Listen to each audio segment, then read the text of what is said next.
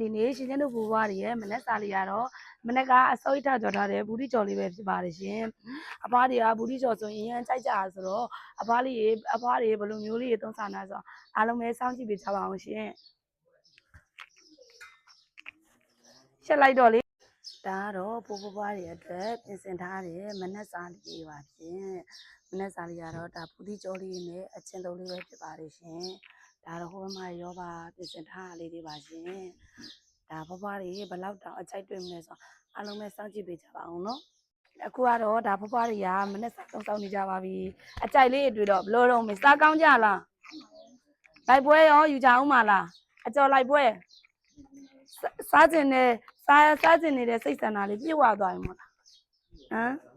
အမေဟုတ်ကဲ့ပါကြိုက်လားကြိုက်ပါတယ်အကြိုက်တွေ့ဘာလာတောင်းနေဆိုတဲ့ပြောမှာအာနာနေလို့စားကျင်နေတာအမလေးဒါကိုပဲနော်အခုအစရင်ဒါကတော့တောင်းနေလာနိုင်တဲ့ဘွားတွေပါ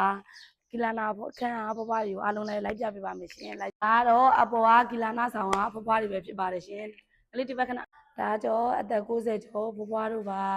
မေကြီးမစားဘူးလားမနေ့စား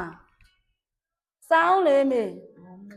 စားမှမသိဘူးစားအမြန်မသိဘူးစားလို့ရတာဗောမေရဲ့